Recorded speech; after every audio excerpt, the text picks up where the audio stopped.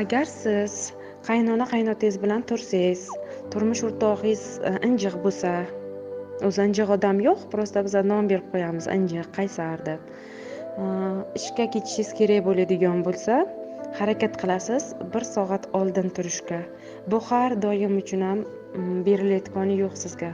10 kun qattiq rejimda, talablar asosida berilgan hamma vazifani hammamiz sidqidildan birgalikda bajarishga harakat qilamiz. Sizda yechilmagan savollaringiz bo'lishi mumkin. Siz u savollarni yechish uchun shu gruppada ekanligingiz aniq. Mana shu savollarni yechishingiz uchun siz maqsadlaringizni aniq qilib yozib qo'yishingiz kerak. Bu kursdan siz qanaqa maqsad olmoqchi ekanligingizni, kursimiz tugayotgan paytida o'zingizni daftaringizni ko'zdan kechirib, undagi qaysi maqsadlaringiz amalga oshdi, qaysi maqsadlaringiz amalga oshmadi, galochka ko'rinishida belgilab chiqib, 8-kuni o'sha shu bo'yicha siz bilan fikr almashamiz. Shu sababli bu kursda, manadorchilik kursida kompleks tarzda berilgan har bitta vazifalarni от души bajarishingiz shart, talab bu. Natija qanchalik sizga kerak bo'ladigan bo'lsa, siz bu minnatdorchilik kursiga qanchalik vaqtingizni ajratganingiz, qanchalik unga ishonch bildirganligingiz juda ham muhim hisoblanadi. Sizda o'zingizga bo'lgan ishonchingiz, mana shu kursdan olmoqchi bo'lgan natijalarga bo'lgan ishonchingiz va yaratuvchiga, borliqqa bo'lgan ishonchingiz bilan birgalikda men bergan vazifalar amalga oshishiga, tezroq amalga oshishiga yordam beradi. Hozirgi paytda siz o'zingizga o'zingiz yordam berishingiz kerak, har bitta berilgan vazifalarni bajarib. Bizada psixologiyada, ezoterikada tomog'ingizga bitta tabletkani tashib qo'yib, bo'ldi hayoting 180 gradusga o'zgaradi degan tabletkani o'zi yo'q. Biza shu mehnatimiz orqali, o'zimizni ustimizda ishlashimiz orqali kerakli natijaga yetib kela olamiz. Hozir sizda ichingizda har xil savollaringiz jumbushga kelib, ichingizda to'lib ketayotgan bo'lishi tabiiy holat, chunki sizda programmalaringiz ko'tariladi. Aynan shu minnatdorchilikni yozish paytida programmalar ko'tariladi.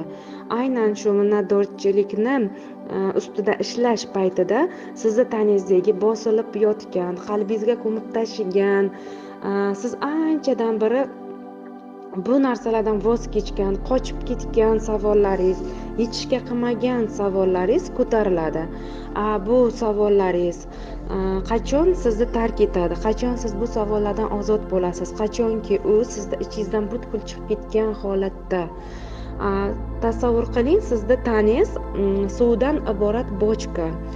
Suvdan iborat bochkani siz 1 oy mobaynida og'zini yopib qo'ysangiz va bu bochkani suvini umuman ishlatmasangiz va 1 oydan keyin bu bochkani og'zini ochsangiz, u suvdan siz ishlatolmaysiz-ku, suvini icholmaysiz. Tegi ham o'sha balchiqqa aylana boshlaydi va suv o'sha hidlanadi.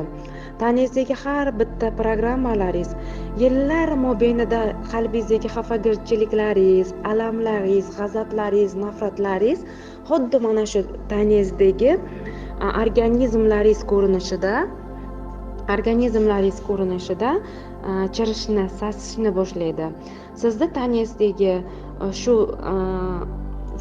chirigan, sasigan narsalar raqsga tushgan paytingizda bir kunda 1,5 litr, 2,5 litr suv ichgan paytingizda tanangizdan chiqa boshlaydi. Minnatdorchilik yozgan saringiz tanangizdan programmalaringiz chiqa boshlaydi. Bochkadagi suvga siz bochkani suvini to'kmasdan turib, uni o'zgartirmasdan turib, ichini tozalab yuvmasdan turib siz unga suv sololmaysiz-ku. Suv solsangiz unga yana o'sha tegidagi balchiq suvga aylanadi bu suv. Yana bu suv hidlangan holatda turadi. Siz u suvni yana icholmay qolasiz. Organizmimiz ham xuddi shunaqa. Birinchi o'rinda u tozalanishi uchun ichimizdagi kerak emas har bitta programmalarimizni barisi ko'tarilib chiqishi kerak. Qachonki bizadan chiqqanidan keyin bu programmalarimiz biza u ichimizni tozalab, ichimizga yangi programmalarni joylashtiramiz. Shu sababli har bitta berilgan vazifalarni bajarish juda muhim hisoblanadi. Tanadagi sizni bolalik paytingizdan boshlab yig'irgan programmalaringiz bor. Yosh paytingizda ota-onangiz sizga oddiy bitta o'yinchoqni olib bermagani ham sizni qalbingizda xafa ko'rinishda qolib ketgan bo'lishi mumkin. Siz buni ongli ravishda anglamasdan ham qolgan bo'lasiz.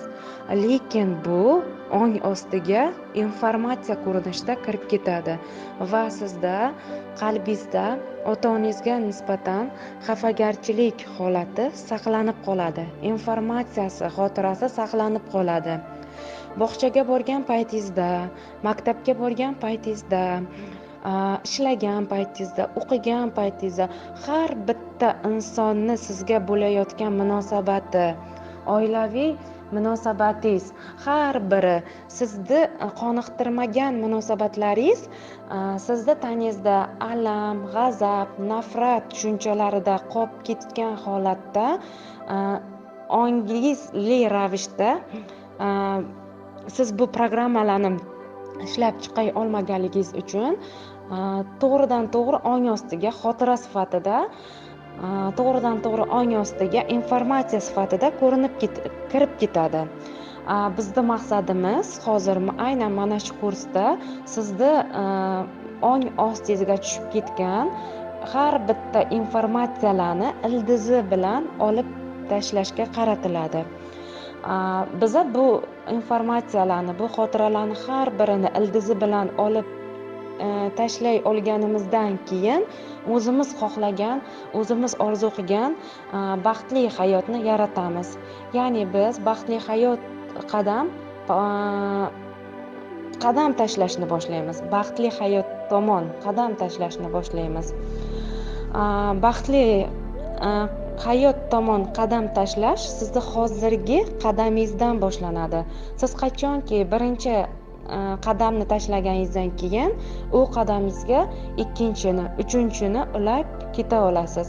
Birinchi qadamni tashlamasdan turib, siz uchinchi qadamingizni tashlab yubora olmaysiz hech qanaqasida.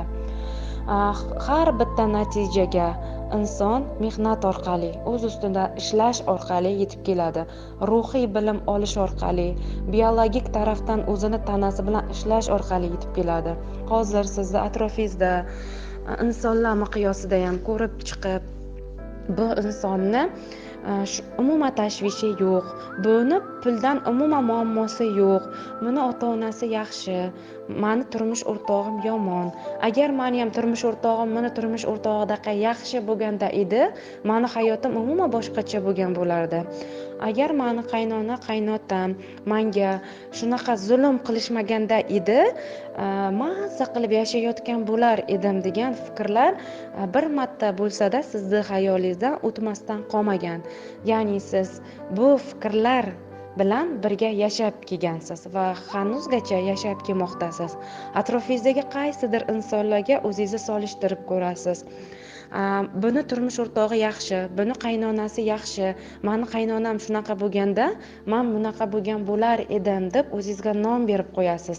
Lekin aslida siz u insonlar, siz yaxshi deb o'ylagan insonlar, qaynonasini keliniga bo'ladigan munosabati sizga yoqqan inson, turmush o'rtog'i ayolini qadrlagan insonlarni ko'rgan paytingizda faqatgina siz natijani ko'rgan bo'lasiz va siz bu natijaga nom bergan bo'lasiz. Aslida bu natijani tagida har bitta insonni mehnati yotgan bo'ladi. U inson nimadir ishni to'g'ri qilgan bo'ladiki, uni hayotida shunaqa natija pul miqyosida bu inson turmush o'rtog'ini shunaqa ruhlantirganki, uni hayotiga turmush o'rtog'i orqali pul kirib kelmoqda.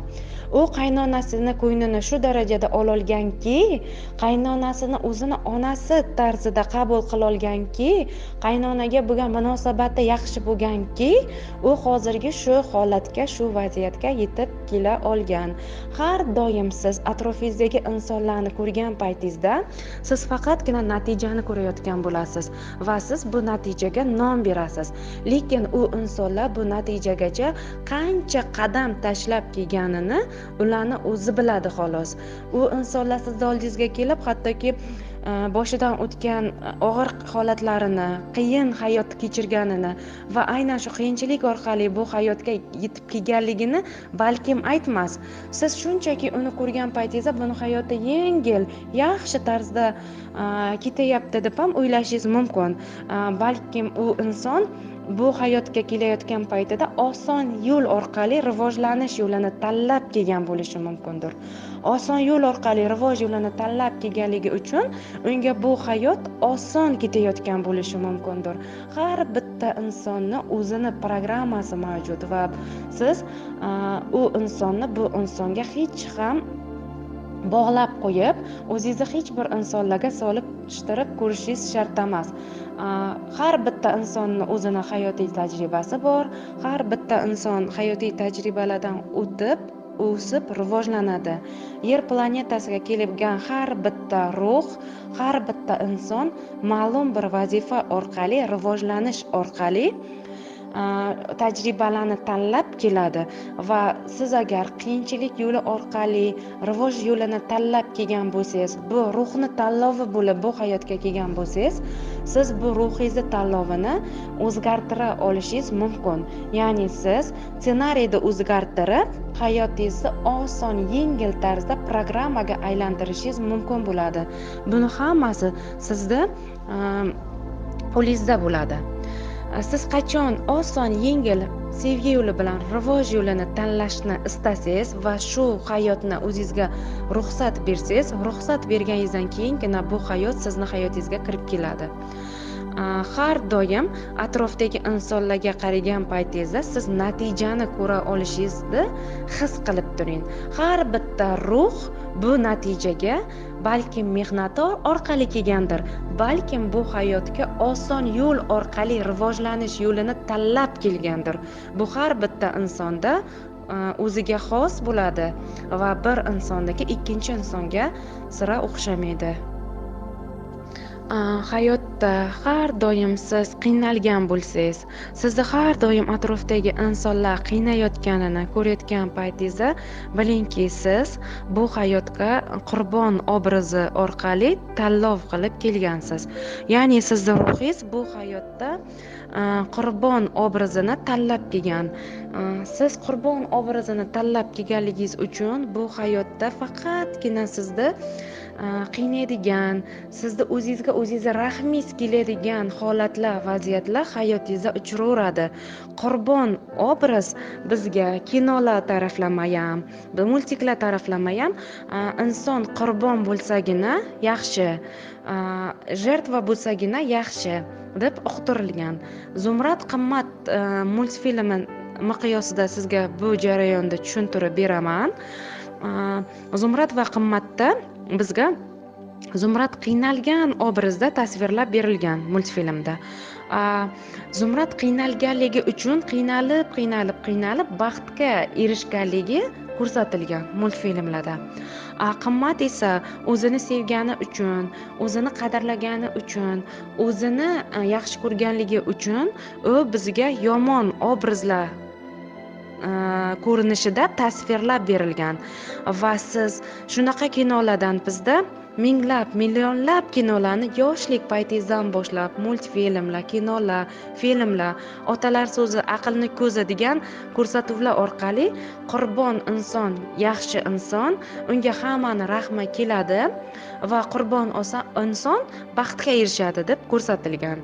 O'zini yaxshi ko'rgan inson, o'zini qadrlagan inson, o'zini hurmat qilgan inson bu yomon inson. Sen o'zingni yaxshi ko'rsang, bo'ldi, sen yomon insonga aylanasan deb bizga uqtirilgan. Aslida bularning hammasi sarob, ya'ni yo'q fikr. Aslida bu o'sha multfilmda, yana Zumrad qimmat multfilmiga qaytamiz. Zumrad shunchaki yerda qurbon rolini tanlagan bo'ladi. Qimmat esa o'zini sevuvchi, qadrlovchi obrazni tanlagan bo'ladi.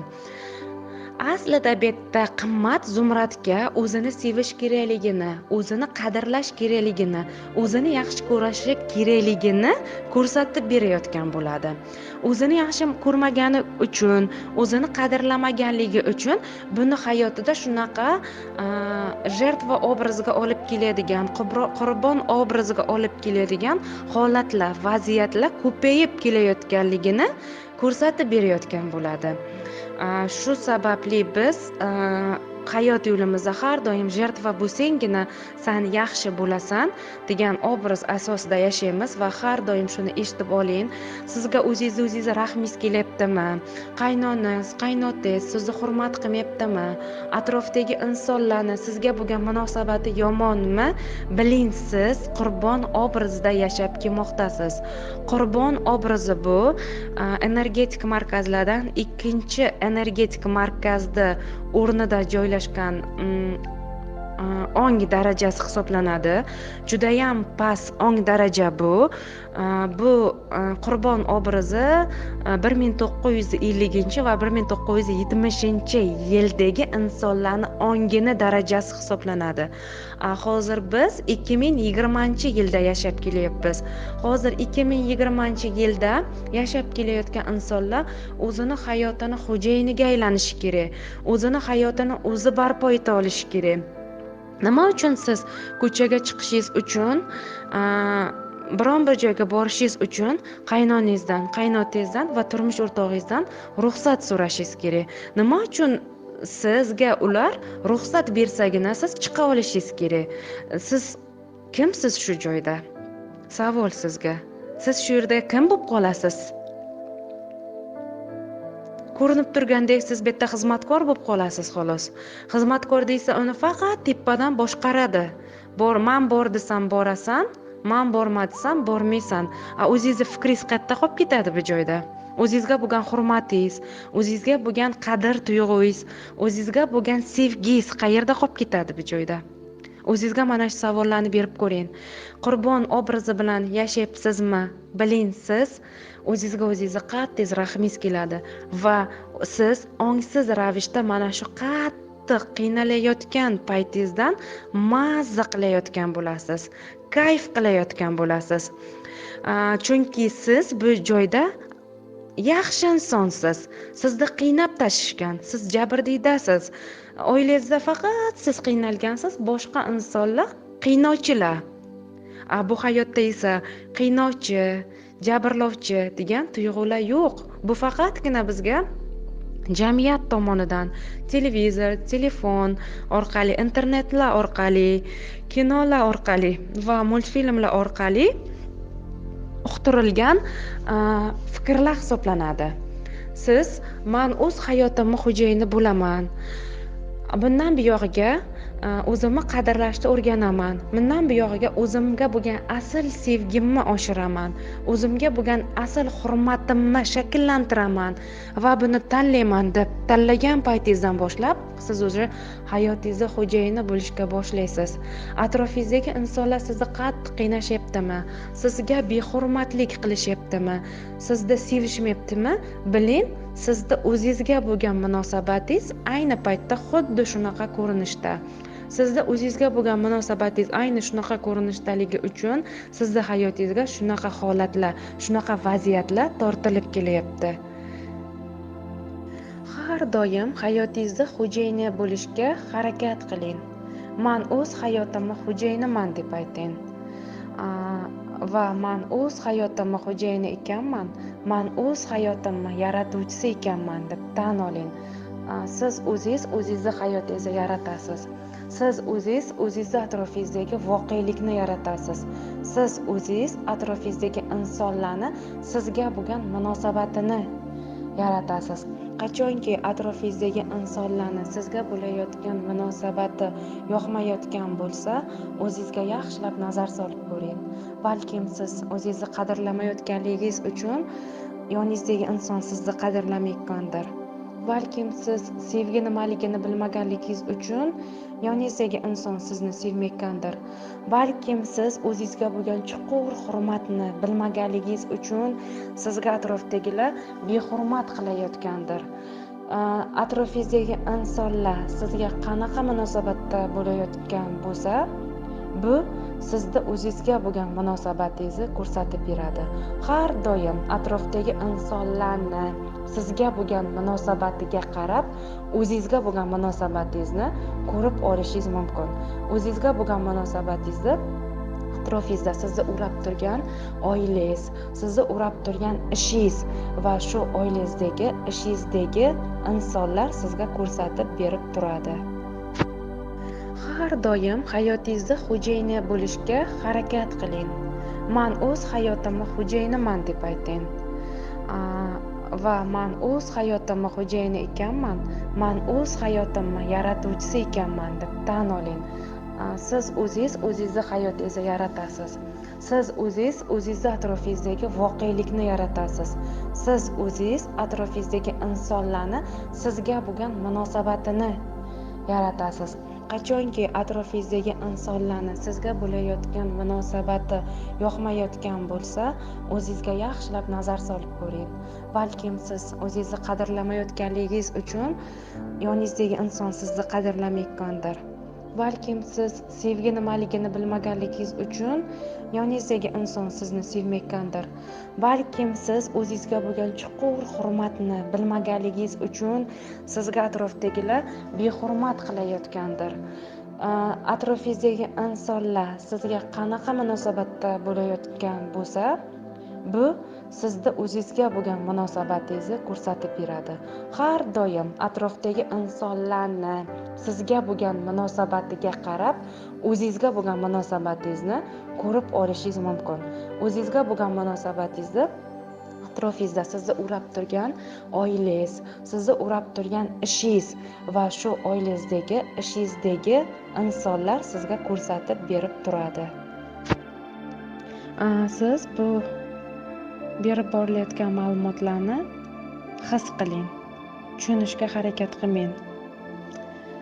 His qilish orqali yuragimizda sevgiga ochish. Bu kursdan asosiy maqsadimiz. His qila olmasangiz, qayta eshiting, his qilishga harakat qiling. Har safar eshitishni boshlagan paytingizda men bu ma'lumotlarni hammasini his qilish orqali tushunaman. Men bu ma'lumotlarni hammasini o'zimdagi his qilish ishonchim orqali tushunaman deb qayta ayting. Shunda siz yaxshi tushunishni, yaxshi his qilishni boshlaysiz.